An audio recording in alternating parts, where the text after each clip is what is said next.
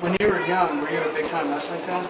I lived my life stream every day. When I was 4 years old, I wanted to be a professional wrestler. I didn't want to be a cop like my friends. I didn't want to be a fireman. I wanted to be a pro wrestler. I lived my life stream.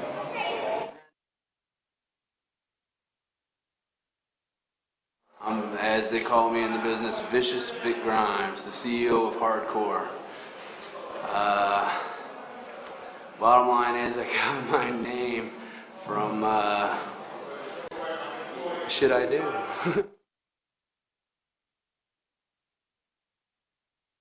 Okay, yeah, I'm Vampiro. My name's Ian Hodgkinson, Canadian, but I've been in Mexico the last 12 years, and that's why I get introduced as being from Mexico, because Vampiro was started in Mexico.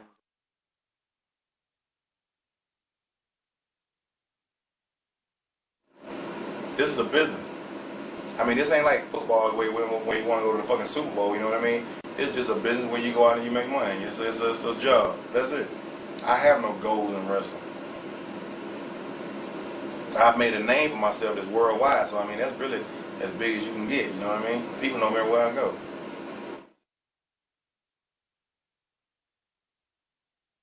I'm Conan, also known as K-Dog. In Mexico, Conan el Bárbaro. I never wanted to be a wrestler growing up. I just watched it on TV in Miami. I kind of outgrew it pretty quick. I watched it from like 6 to 11 years old. Then I grew it, I found other things like boxing and girls. And then what happened was I went to a match when I was about maybe 21 years old in Tijuana. I used to be a boxer. And a guy invited me to a match in Tijuana. I had actually gotten into a fist fight in a basketball court. And he said, hey, you know how to throw your punches? And I go, yeah, I used to be, I'm a boxer. He goes, why don't you come to Tijuana and learn how to wrestle? And I was like, F that, you know what I'm saying? And he was like, just come down there, it's really different. So I went down there and I was mesmerized by the mask, the capes, all the blood, the sheer frenzy, excitement. I mean, the United States doesn't even compare in crowd noise or even frenzy like Mexico. It's a whole different world. It was almost mystical and magical. It was like watching superheroes. And I just fell in love with it, and I couldn't think of anything else except wrestling. When I got in there, all I breathed was 24 hours wrestling. I loved wrestling. When I got the chance to book, that's all I did was think wrestling. I was very successful at that. When I went to WCW, I would say the third year I was there, I hated wrestling for the first time in my life. What caused that? What brought you upon that? Just all the politics, the guys on top protecting their spots, a lot like you're seeing in WWF right now, a lot of subtle racism, holding back all the Latinos, when we all know that one of the reasons we beat Vince McMahon is because those guys were out there doing those weekly car crashes. I mean, there ain't one kid that was like 9 to 15 years old, or even one teenager who didn't love the Mexican style. But they were too busy, on the air making fun of them, Tony Schiavone and people like that, and relegating them to just a first match on the house show, and they dropped the ball. It was exciting, it was different. We revolutionized wrestling, and wrestling will never be the same because of the luchadors that I brought to WCW after I brought them to ECW, after Paul Heyman gave them the chance to be who they are. It's kind of difficult to compare, just because, once again, the education of the mentality of the wrestling fan in Mexico and the wrestling fan here in the United States is completely different. But as I spend more time in the United States, and I'm earning the fans are seeing I'm putting in my time and I'm working hard, and the fans are, little by little discovering my past career in Mexico and in Japan, and they're starting to get into what I do a little more. It's a nice experience, I'm glad not to be part of a big company. I'm glad to keep it on the indie level, that I can, have access to the fans, and I can still, rise to the occasion, and do what I want to do in my matches. So the fans, Mexico, it's a part of their culture, pro wrestling. It's been around there for over 100 years.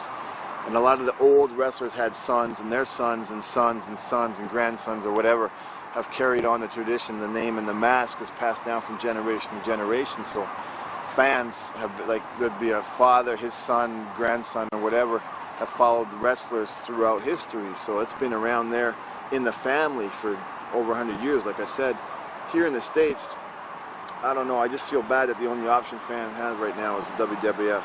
Not speaking bad about the WWF, but, it's just a shame that there's nothing else for the fans to see, because it is kind of boring. I don't like it.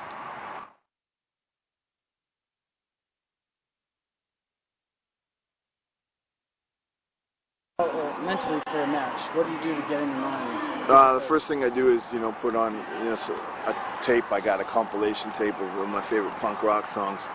Ramones, The Clash, Sex Pistols, Rancid, stuff like that.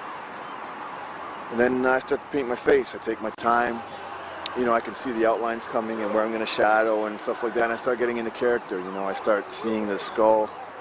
I start seeing the evil eyes. I start thinking about what I'm going to do that night, what I'm going to wear, how I'm going to warm up. It's all like a big process. It takes me like about an hour.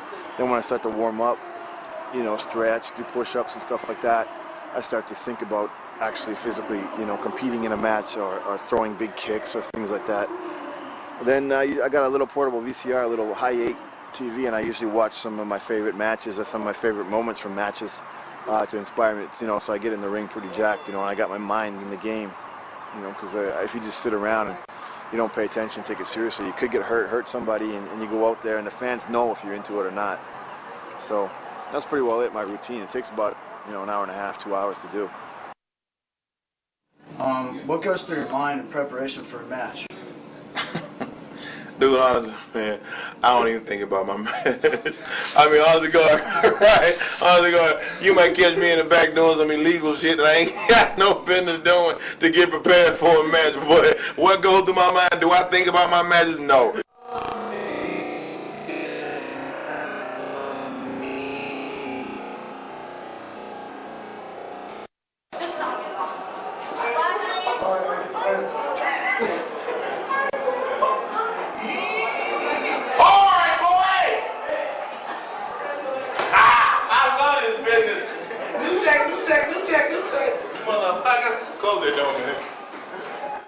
Have I ever been under influence? Have I ever did drugs in the ring? No, before I got in the ring? Yeah. Yes, I have. Yes. Now, what, you don't want to go in depth about this? I ain't got to mention it. I know. But I have done some shit before I went in the ring. Tell them this. You dive off a 35-foot cliff without being on something. You know what I mean? Fuck you. Hey, I'm telling you something. If you think I'm going to go up in there, motherfucker, totally stable and dive off something, I need an enhancement. So, if I want to do whatever kind of drug I want to do, if I feel like that's going to make me, it's going to help me do it, then I'll do it. Have I ever done it before? Yeah, I've done it. There's been a lot of guys in this business that do drugs before they go in the ring or before they work out with it, and they won't admit it, but I'll admit it. I'll do them. You got some?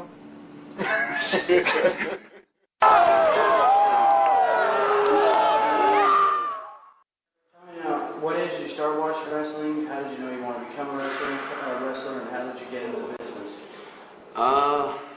Actuality, I was a pro football player. At one time, I played semi-pro football. I was a nose guard, and but before that, I was a fucker. Excuse my language. And I went to my dad, which is a minister, and moved to Missouri. And he told me, after he helped me out, get me all, on the right track, he says, "Hey, what do you want to do with your life now?" I said, "Well, I don't know, man." He says, "Well, why don't you do something you love?" I said, "Well, I love wrestling." He goes, "Amateur wrestling?" He goes, "Ain't no money in that." And he goes, fake wrestling? And I said, yeah, I'd love to do that. He goes, is there money in that? And I said, yeah, I think so. He says, if I could hook it up, would you do it? This is my dad talking. I said, all right. Next day, he gave me every school in the United States, but I lived in Missouri at the time. There wasn't one there, but there was one in California next to my mom because they got a divorce. And right after that, boom, I was there. Signed up, handed over my money, got in, and in a matter of a year and a half, I got a contract with WWF. How did you enter the WWF? Actually, I never did anything. I never sent a tape, not a portfolio, no nothing. My buddy JR, he sent in some backyard footage of what I was doing, which was in a garage. Sent it to Cornette. Cornette dug it and tried calling me up. I thought, when he called me, he was ribbing me. He goes, hi, this is Jim Cornette, Titan Sports, blah, blah, blah, right? And I go, yeah, right, Frank, I got to go. Hung up on Cornette.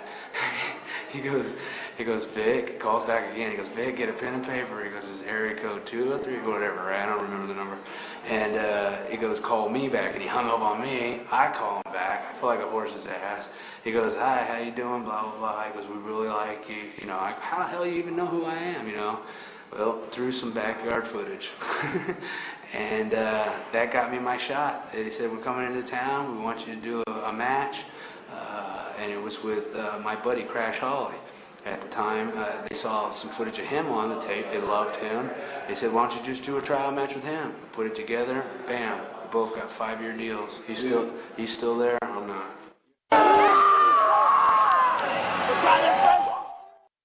Did I have to? Did somebody die at my hands? Yes. All right, and that was in part of my job. I was bounty hunting. They had to go to jail. They didn't want to go to jail, so they went to hell. So I shot the shit out of them. It was either them or me, and I'm still here. Did it happen? Yes, it did happen. So can you tell us? Was I proud of it?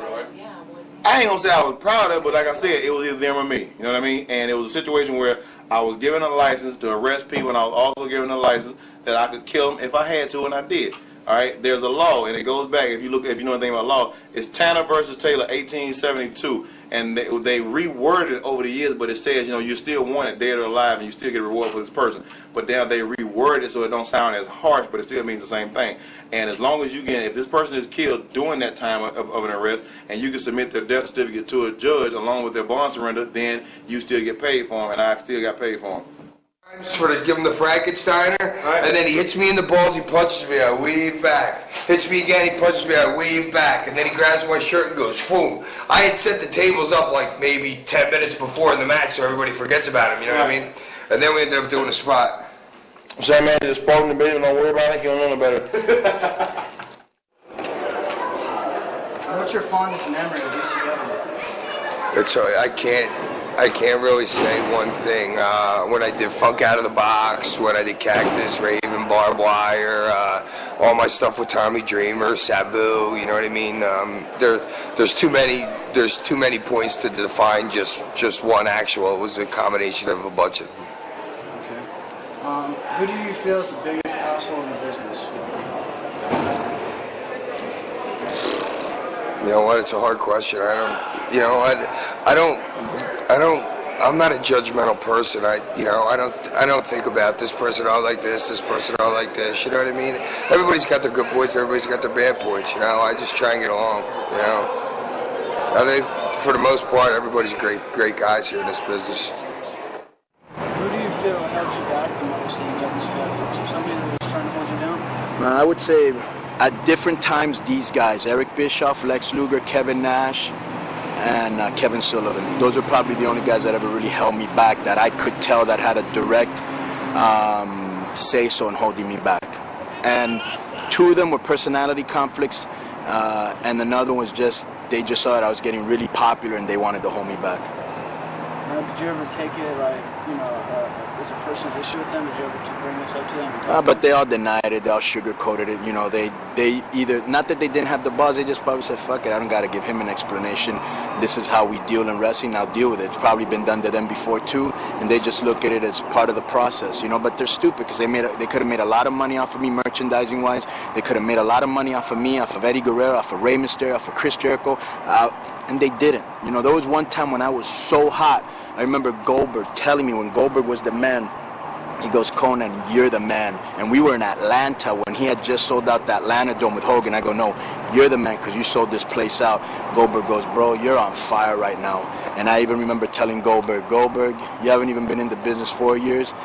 They'll hold me back in less than 3 months. He goes, no, they won't, they can. I go, yes, they can, and they did. I enjoyed myself. I got an opportunity to actually do something that most people don't. I got to walk down that ramp, man, and there's all that crowd and the dream come true thing. But I felt, at the time, I didn't know the politics in the business. At the time when it was green, still needed to learn some locker room etiquette. And you learn real quick once you're up there. And you can be over with the office. But if you fuck the boys, or if they don't like you, you're done. And somehow I guess I rubbed the wrong way for someone. I don't know how or why, what I did. Still to this day, I don't know why.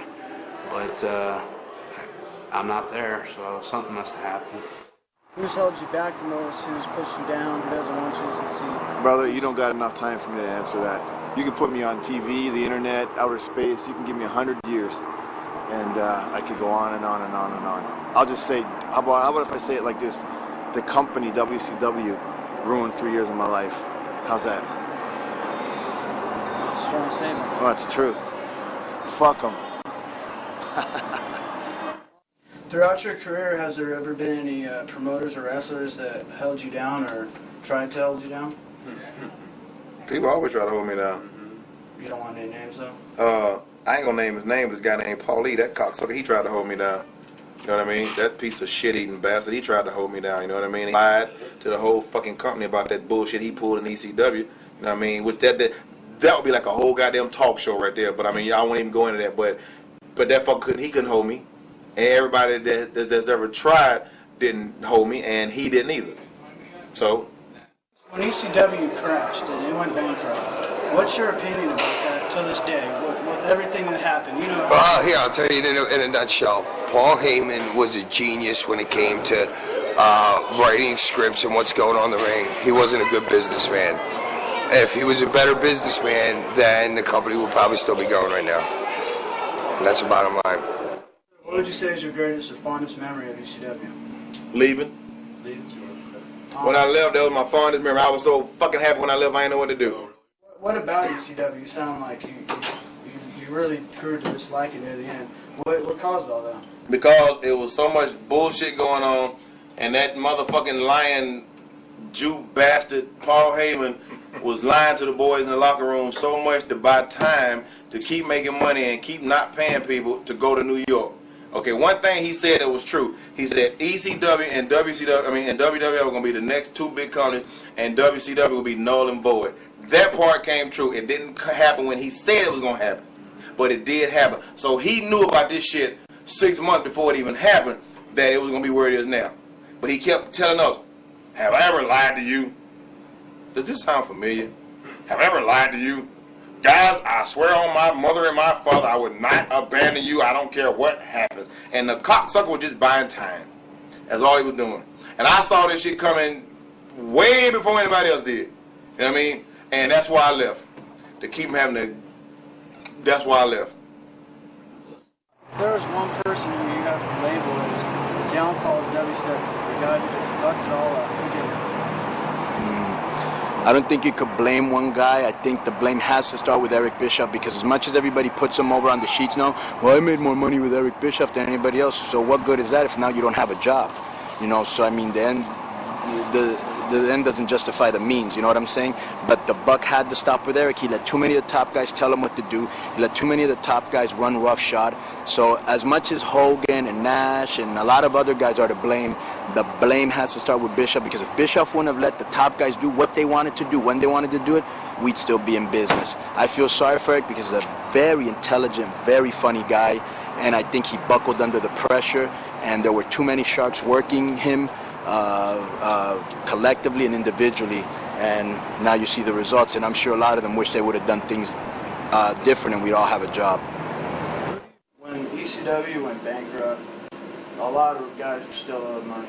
Like, A lot of people are still owed money, including myself. is it pretty much just like accepted amongst everybody that it's not going to happen? No, I ain't accepted shit. I ain't gonna never sit there and say, okay, you owe me money, I'll never make you never get it.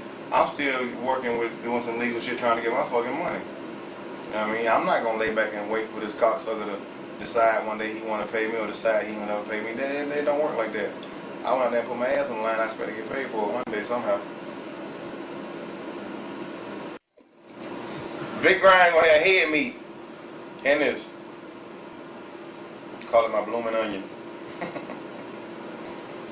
You think that'll hurt? I think it would. What do you want? That's Chris Hammer. Keep the camera on. This is my favorite white boy. Matter of fact, the only white boy I like. Come on in, cocksucker. Housekeeping. This is Chris Hammer, y'all. This motherfucker. And he loves me.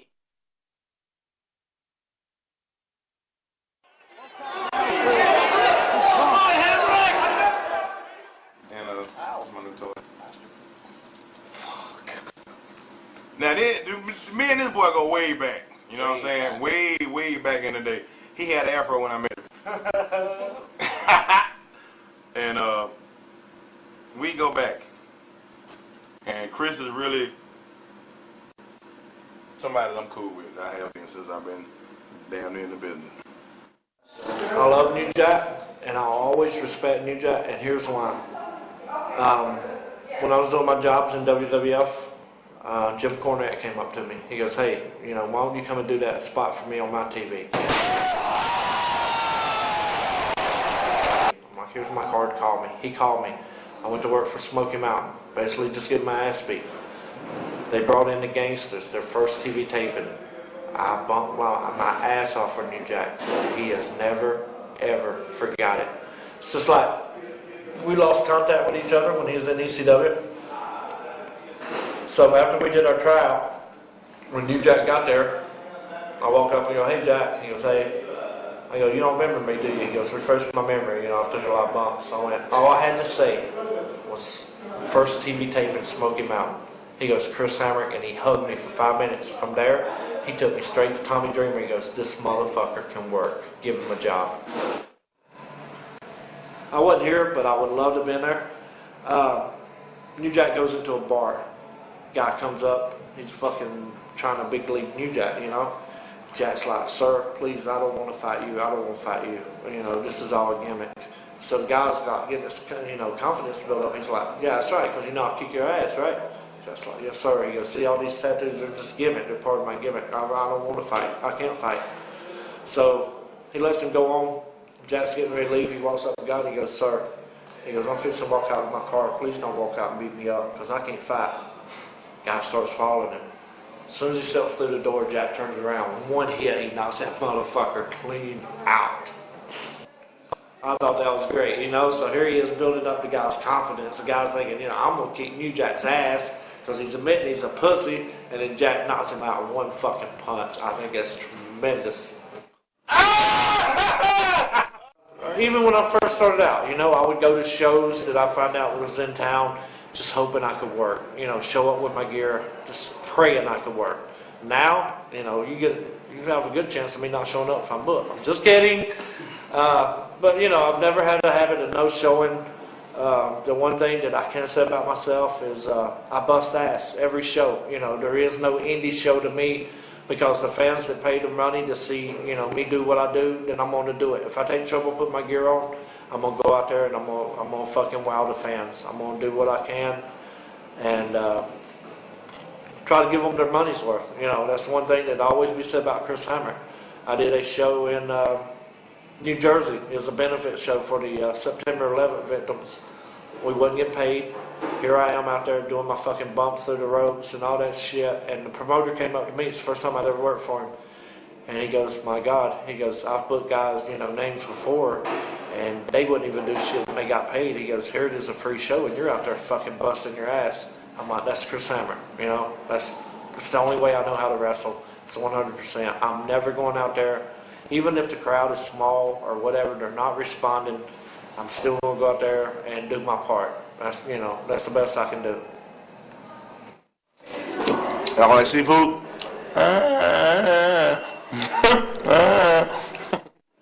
Recently, Missy Hyatt, a woman, she wrote a book and she came out saying that she had sex with this person, just named everybody off literally.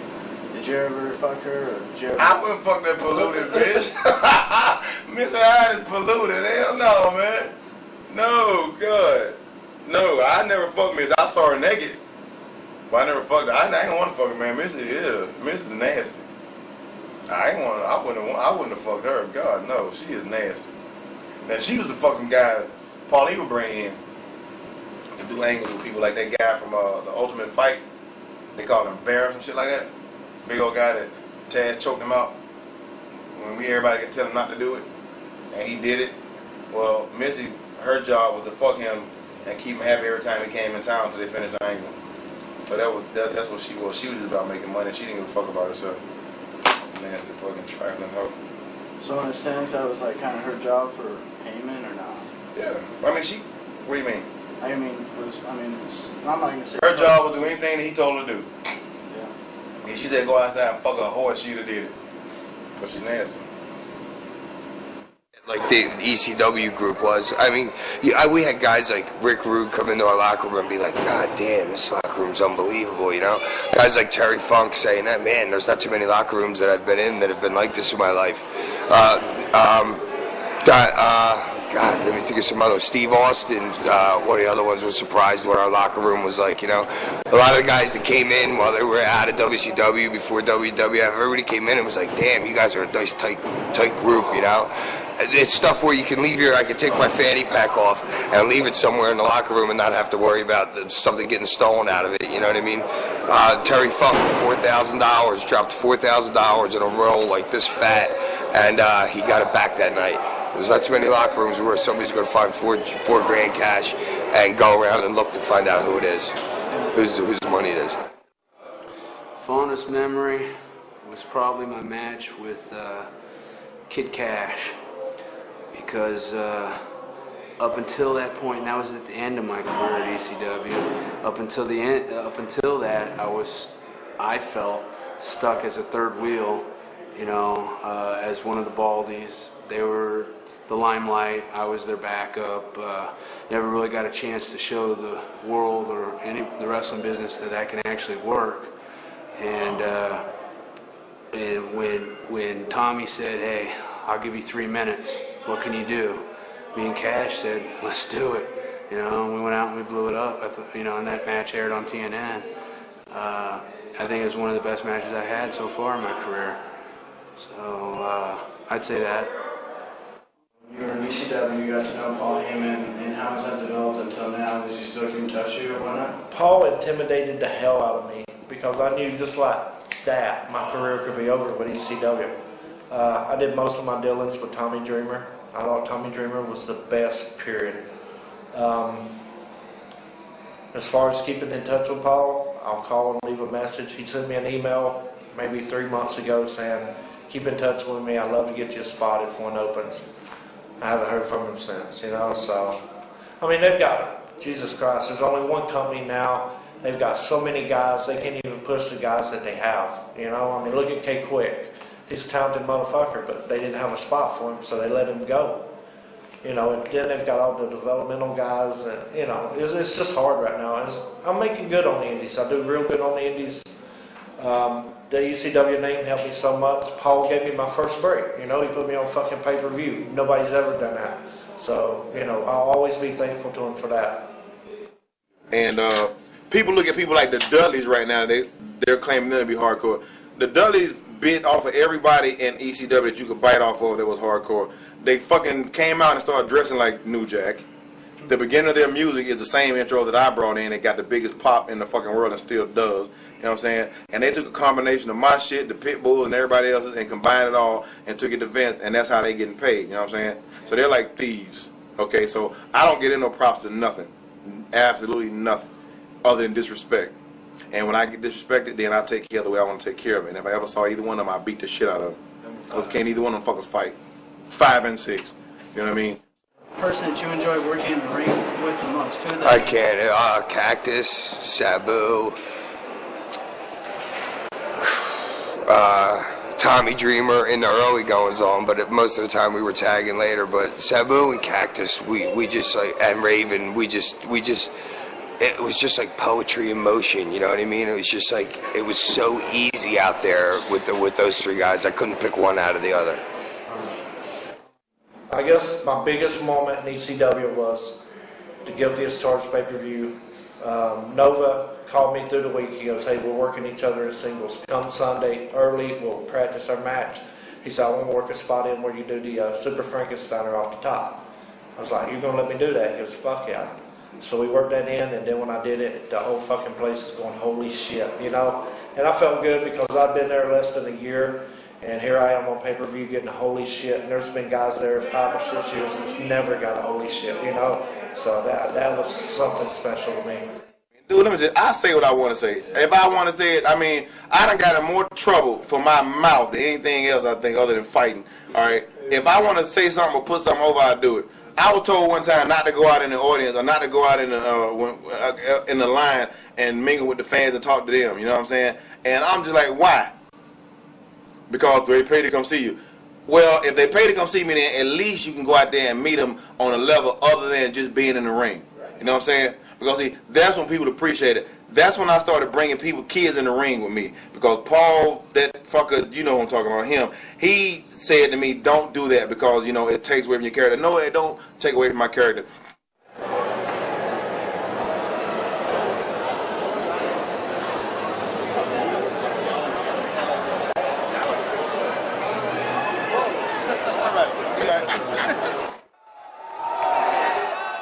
What's your opinion on Vince McMahon?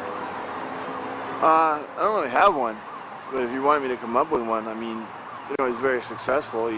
From where he started to where he's taken wrestling and to where he's taken his business, and I'm sure his bank account was obvious to everybody. He's very successful. I can't give an opinion because I never met him.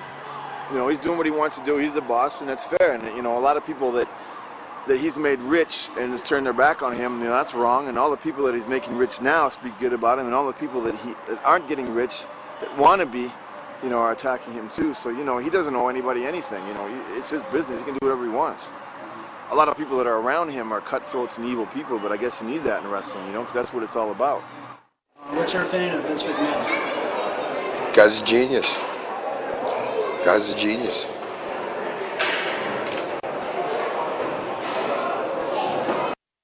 I think Vince McMahon is a genius. Vince McMahon is a millionaire. Next question. The motherfucker is paid. Okay. My personal opinion, I don't know him personally. Vince McMahon is a businessman. Trust me, I ain't on his dick at all. But Vince McMahon is paid. And ain't shit you can say about him other than he's paid.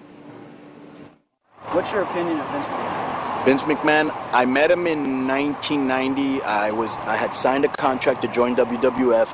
I had the character Max Moon, which was like a robot that shot smoke, fire, confetti, etc.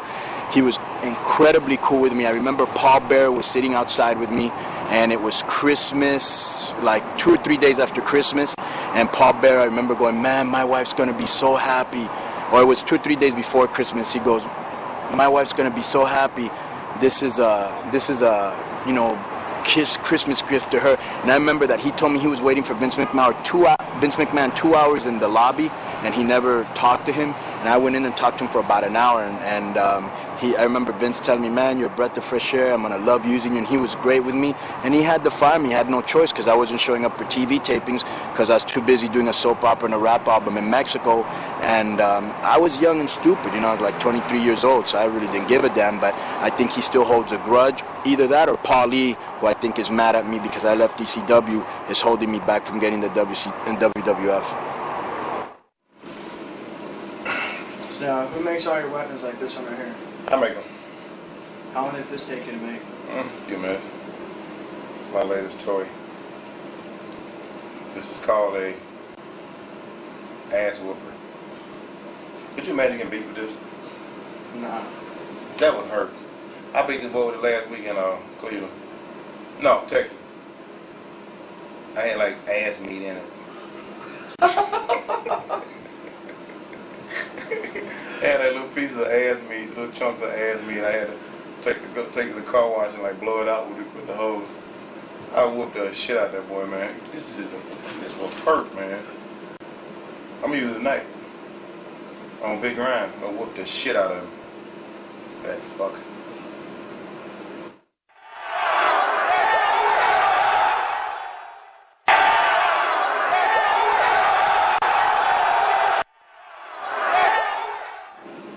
When we was in Smoky Mountain, we had this house that all the boys stayed in. Free me. And it was me, D-Lo, Balls Mahoney, Mustafa, and a few other guys, man. I don't remember their name. We was all staying there. And I drove up one night. And what's the other guy's name? Not Boo, that's Balls. I can't think of it now. Anyway, Bruiser Bedlam. And they had these girls up there, man. They had these rats in the room. And at the apartment we stayed in. Now all of us were living in an apartment, right? And Balls was trying to screw the girl. Well, they all was trying to screw her, except for D-Lo and Mustafa. And the chick had a seizure. But they thought she was getting off, you know what I'm saying? So when they realized the bitch was having a seizure, which Balls thought she was hyperventilating. When I walked in the room, this motherfucker had a garbage bag over the girl's head with a drawstring on it, and had pulled it, and you can see the bag in this. And I ran back outside, got in the car and left. And I went up there that next morning, and the girl was sitting there, man, and she was sitting there right in front of the TV like this. And I'm like, you alright? She's like, you got the money? Yeah, that's my phone. Don't cut it, this is my phone. Let me answer. You gotta take it off the thing, off the hickey. Oh, I can't do that one. Tell me what. Come on. No, that's my girl, man. Go ahead. Alright, let me ask you. Could you share a rib that you pulled on a wrestler? It's a clean taste but very funny.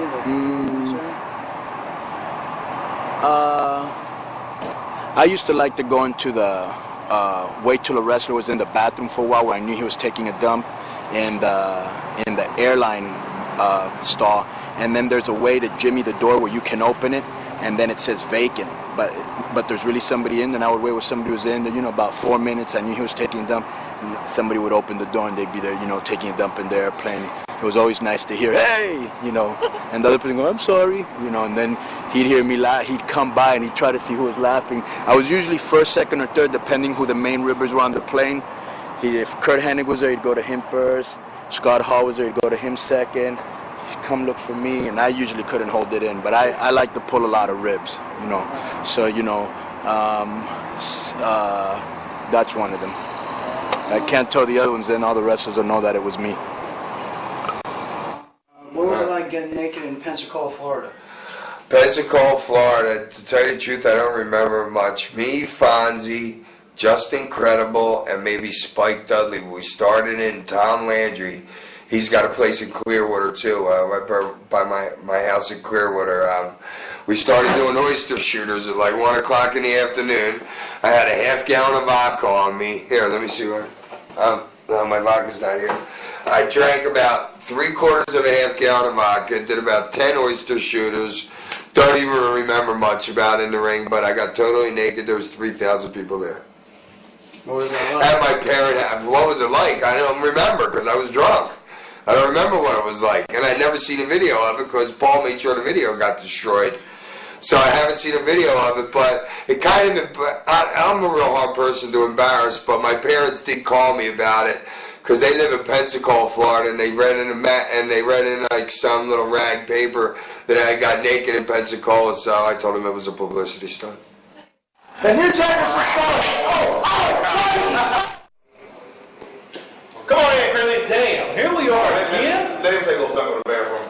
Fuck. Go ahead, come on.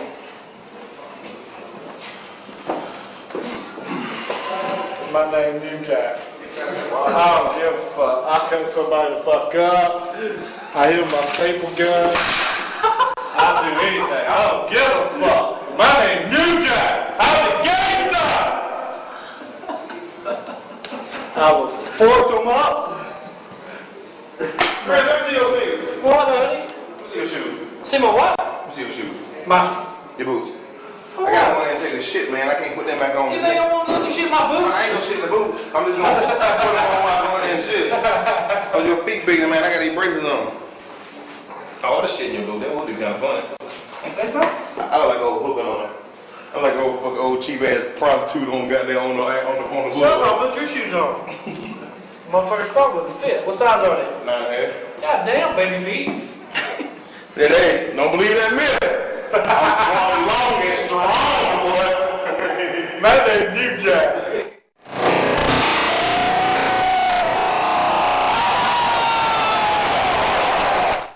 It was great. Owen was class act. Brett was a dickhead, and Owen was just the opposite. Excuse me, this is Chris Hamrick interview. Can I help you?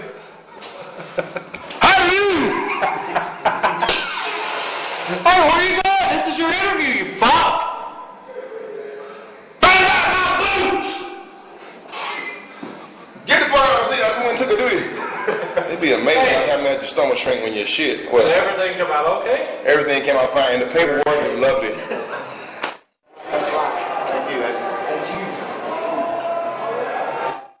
Mike Awesome did it too at the pay-per-view. I met you the night after. You got knocked unconscious. You had a concussion. Broke my neck. That's what ended my career. That's what happened? Yep. Broke my neck. But you're obviously wrestling now again. Yeah, but I would have been off for I was off a whole year. Yeah, that's the night I met you, man, right? The second night on Nitro. Yeah, I don't know what I was doing. Yeah, I remember I talked to you right after it happened. You were in rough shape. Really? Yeah.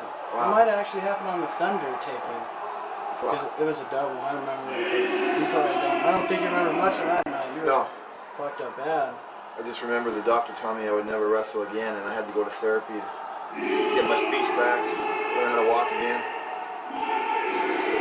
Learn how to walk again? Yeah, I couldn't walk right. I lost control of my legs. Jesus. Did you ever talk to Mike Awesome about that day till now? Or? No, I tried to. Yeah, But he didn't even call to say sorry or see how I was. Yeah. And neither did WCW. But I worked hard to come back, and here I am. And not obviously, but apparently, the fans still dig me. Yeah, of course. I got to work 3 matches with him, and to me, I had a lot of respect for Steve Austin because I had seen him a lot on TV, and I just thought he was a great ring technician, and I just had a lot of respect for the guy, and as it turns out, like a lot of people tell me now after they meet me, they're like, "Damn, you're just a regular guy, Hack."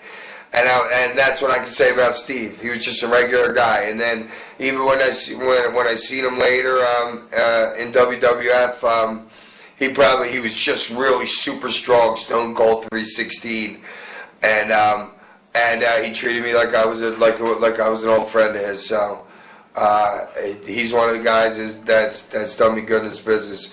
A lot of people think, "Oh, don't you think he stole your gimmick? Your gimmick is buying beer, so he drinks beer. He doesn't come out and slam beer cans against his head. He doesn't drink a six-pack before he goes into the ring. Somebody throws him a beer afterwards. No, I don't think Stone Cold stole my gimmick, and no, I am not mad at him. Good night." I'm always trying to, like I say, I'm always trying to come up with something that when the people leave, they'll go, "Fuck, Chris Hamrick can wrestle."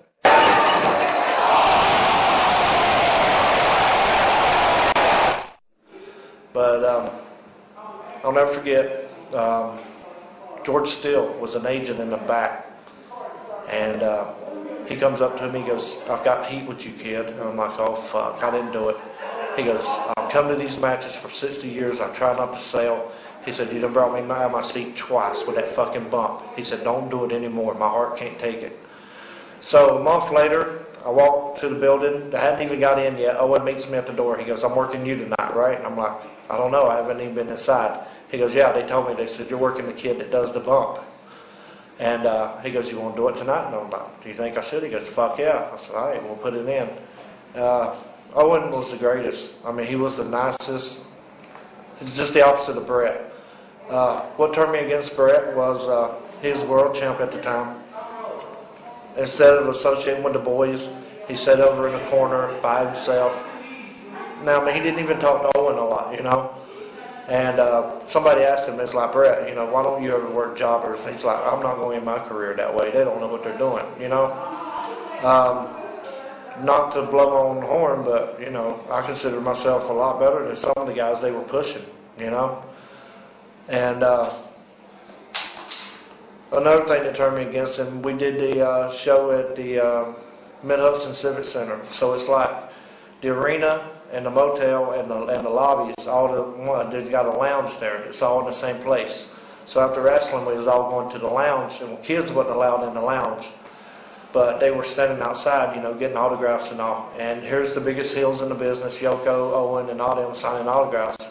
Brett walks in with his belt over his shoulder, and a little girl, she must have been about 7 or 8. She said, "Mr. Hart, can I have your autograph?" And he just looked at her and walked right into the lounge, you know. And I thought that was shitty, because without the fans, you know, we're nothing. So that turned me against Brett. And Owen was just the opposite. He was the nicest guy in the fucking dressing room. Can you tell us, we'll start with Mass Transit, can you tell me what happened, what exactly happened that day, and just the whole history behind it all? Okay. We did a show in Revere, Mass Transit. Showed up and said he wanted to get a tryout and everything, which he didn't get in the ring and try out. What happened was Devon and Axel was supposed to tag against me and Mustafa, and Axel had some family problem, so he couldn't show up. So we needed another big guy. So we had already talked to Mass Transit and said, you know, open those and we give you a shot. And somebody came with a bright idea of using him since Axel wouldn't show up, you know, he's a big boy and everything. So when I talked to him, you know, he was like, "Yeah, I want to do it. But the problem was, you know, we was at his hometown, you know, and he's from Rhode Island, it was like right next door to Boston. So, you know, he comes in and, you know, he's like, "Yeah, man, you know, I appreciate y'all giving me the opportunity to work this and the other, but my mom's and my mom, my dad, my girlfriend, everybody's out in the front, you know, and they want to see me do my match, and, you know, can you let me do a lot of shit to you, you know, can you put me over to a point where, you know, they're happy with it?" I'm like, in other words, he says, "Can I put you through a table? Put me through a table?" I said, "No." He was too heavy to go through a table. So, well, he could have went through it. He was too heavy for it to hold him up. So, we decided what we was going to do because of this kid's attitude was we was going to beat the shit out of him. And we didn't let Devon in the ring. And then he comes back with this bright idea of he wanted me to gig him. Cut his head, whatever he wanted to bleed, you know, in front of his family and everything. And by him showing me the disrespect that he did, then I agreed to cut him. And when I cut him, I cut the shit out of him. And no, he didn't move his head. He didn't jerk away. He didn't do nothing. He just sit there and let me cut him, and I cut his ass like a fucking Thanksgiving turkey. And he was in the ring laying there gushing blood, and we still went on to finish the little deal we were doing. And he went to the hospital, and the cops were looking for me, and I got the fuck out of town. And about 9 months later, they made it official that they had issued a warrant for me based on cutting him in the head. So I went back to Boston and turned myself in, and they set a trial date. I went to trial, and I got found not guilty. Yeah, when I go home, when I see my old lady, I'm gonna take this motherfucking thing and tell her to beat the shit out of me with it. Number ass, just ass. Slap that. Slap that. slap it. Beat me with me, make me play like this. For the punch in your eye with his shoulder. The craziest thing I did in a match, I set somebody on fire one time. Who should you set on fire? The craziest thing I did outside the ring, I fell off a platform with Vic Grimes and damn near killed myself. Next. Well, bottom line is, me and New Jack, we've had a feud from ECW, which actually carried over to a real life shoot. And tonight, what happened up on the balcony was something that happened at a pay-per-view, and things went wrong, and we usually don't talk about it, and I'm kind of going to keep it that way, but tonight things went right, and everything seems to be okay. But Jack, I love working with the guy. He's definitely helped me in this business as far as giving me a little push. You know, I'm putting him over, he's putting me over. But that night, shit went wrong.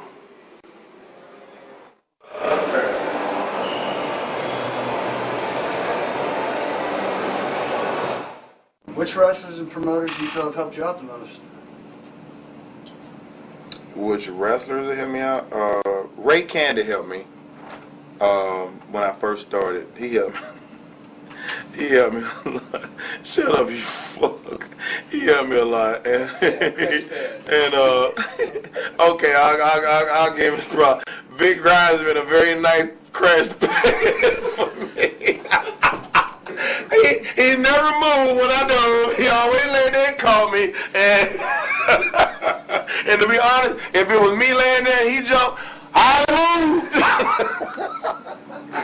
Many times saw the whites of his eyes. I said, get the fuck out of there. But I said, all right, for the business, I'm going to lay here. We need drinking money tonight. Give me my money. Party. Now. Party money. He's drug free now. I'm drug free. I get my drugs free. That's true. But no, he's really fucking drug free. It's awesome.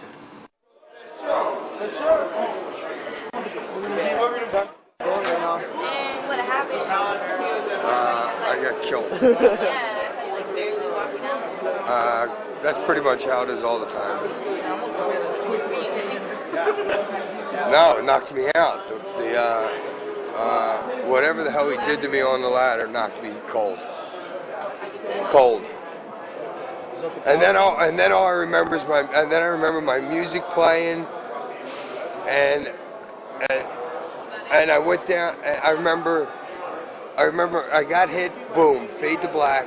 My music was playing, and then the next thing I remember, I was downstairs in somebody else's locker room looking for my bag. And they were like, "No, Sam." The guy walked me over there. You know what I mean?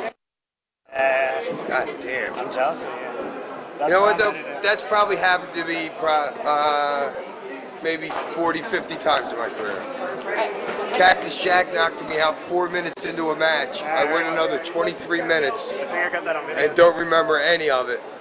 And Cactus grabs me and goes, "All right, get your cigarette out." And I said to Cactus, "Why would I be smoking a cigarette now?"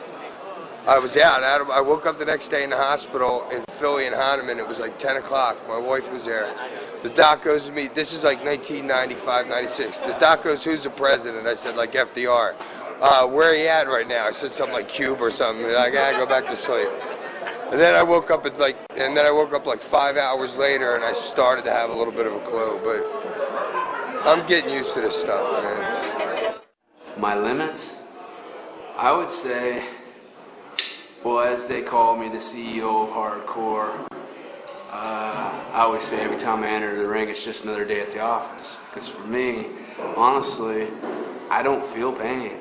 I'm knock on wood, man. My dad or whoever, God, has hooked me up to where, I'll feel it maybe 3-4 days later, but I don't feel it. And I don't fear much. I don't fear anything except responsibility. And I got married. I'm taking care of my kids, so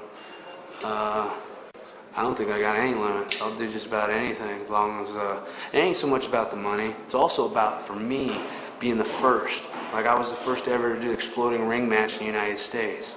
It's also to be able to do the first, like, craziest bump on this, craziest that. You know, I get off on the recognition of doing something and pleasing myself more than the money. The money isn't everything, you know. So I don't think I got any limits. I'll do anything. Of course, for a little money. You're labeling, you think you have 46 years left on your wrestling career? Or? Yeah, it's because I got other things I want to do in my life. You know, I want to be with my daughter. I want to be with my wife.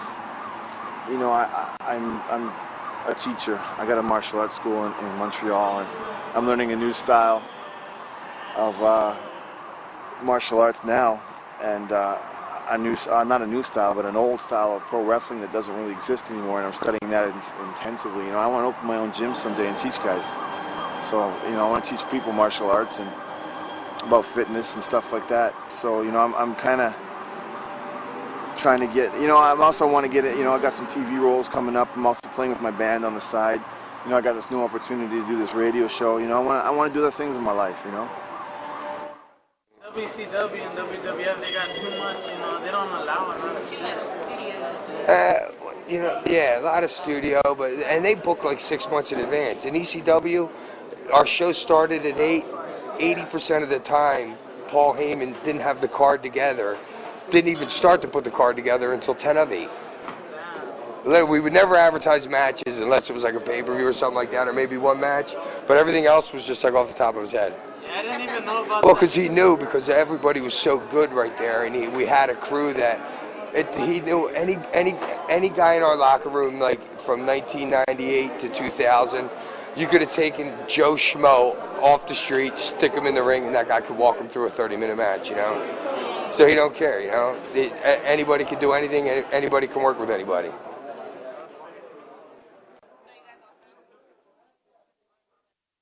This is me before a match. Hey, you want to see a real thong? This is me after. And you know, here's the difference between me and a lot of wrestlers. And a lot of people may say this is bullshit or whatever, but a lot of people are in this for the fame, the glory, the money, and all that. I'm in it for the money. Don't get me wrong; it's good money. But instead of the fame and fortune or being on WWF every week, I would rather have the reputation of when you see Chris Hammer walk through the curtains, you know you're going to see a very good match with some fucking cool spots. You know, I want to be known as a respectable worker. When people see my name on the card, they'll be like, fuck, this guy can go, you know? And that's what I want. Yeah, I got 3 kids. I got a daughter who's 15, going on 45, who's more mature than I am. She's got a Japanese tattoo that means bad girl on the back of her neck right there. She got another tattoo on her leg. Actually, she's not my real daughter, but she's lived with me ever since she's been 6 months old. And I had to tell her on her 5th birthday that her dad died in a car accident. So, well, for all intents and purposes, I would die for her. And that's the bottom line. You know what I mean? You can't equate love any more than if God walked down, flew down, whatever, and I don't even believe in God. If some being said, listen, you or her, take me. You know, I would die for the girl, and that's it. She's not my real daughter, but to me, she is my own blood. I would die for her, no problem.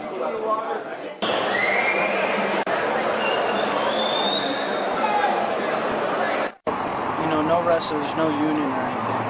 What's it going to take to get a union so that wrestlers have rights again? Because right now, the only person, nobody has rights right now in wrestling. Yeah, because the guy, one, I think that's a pretty obvious answer. When the guys on top, like The Rock, Austin, you know, Hunter, say, fuck Vince McMahon, you know, I'm going to help the other wrestlers out. Because they at one time were in our shoes.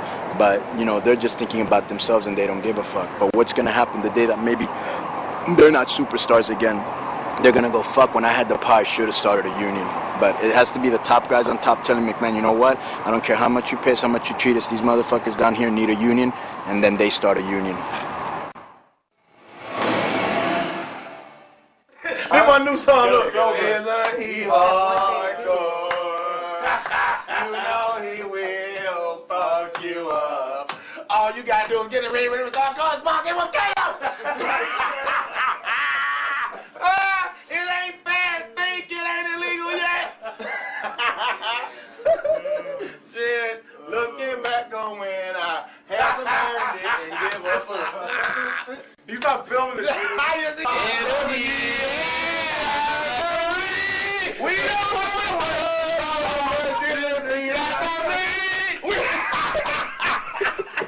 oh shit! Now that's fucking entertainment.